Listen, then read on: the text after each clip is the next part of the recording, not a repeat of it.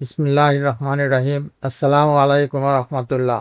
আমি এখন আপনাদের সামনে একটা রোগ নিয়ে আলোচনা করে এসেছি। সেটা অতি মারাত্মক। রোগটা হলো গুটি বসন্ত, অর্থাৎ স্মল পক্স। সাধারণত বর্তমান স্মল পক্স খুব কমই দেখা যায়, কিন্তু যখন হয় তখন মহামারী হিসাবে সারা দেশে ছড়িয়ে যেতে পারে। যে এলাকায় হয় সেই এলাকায় সমস্ত মানুষেরই আক্রমণ করতে পারে। এটা তো কঠিন মারাত্মক রোগ। আপনারা এই রোগের কারণ আগে জানেন। এটা সাধারণত ছোঁয়াচে রোগ। এটা একটা ভাইরাস রোগ। সেই ভাইরাসটার নাম হইল ভেরিওলা ভাইরাস। এই বীজাণু থেকেই এই রোগের উৎপত্তি হয়। এটা সাধারণত ছোঁয়াচে, একজনের থেকে আরেকজনের হইতে পারে।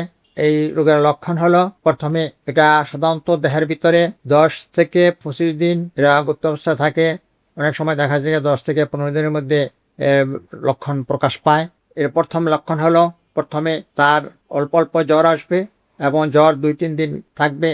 আর জ্বর হলে 103 থেকে 105 ডিগ্রি পর্যন্ত জ্বর হয়। তারপরে 2-3 দিন জ্বর থাকার পরে শরীরের ভিতরে দেখা যায় যে ফুসকার মতো লাল বর্ণ হইয়া 2-3 দিন পরে সমস্ত শরীর ছড়াইয়া যায়। এরপরে এখানে পানির মতো অবস্থান দেখা যায়।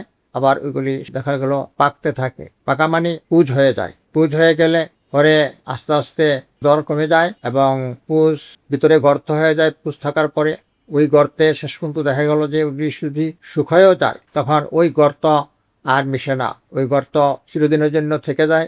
এই জন্য আপনারা প্রথম অবস্থায় এই রোগের চিকিৎসা করবেন। এটার আরো লক্ষণ হলো, তার গলা ব্যথা থাকবে, শরীরে ব্যথা থাকবে এবং সর্বঙ্গ হতে পারে। 3-4 দিন জ্বর থাকবে।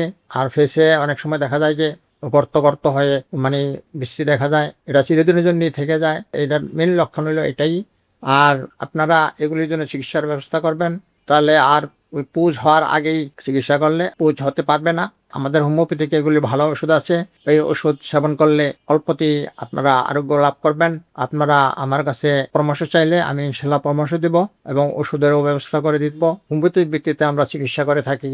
আপনারা এই ভিডিওটা শেয়ার করে দেবেন, বন্ধু বান্ধব সবাই যেন জানতে পারে, উপকৃত হইতে পারে। স্মল পক্স এটাকে আর কি, গুটি বসন্ত। সুতরাং আপনারা সবাই ভালো থাকেন, সুস্থ থাকেন। আল্লাহ হাফেজ।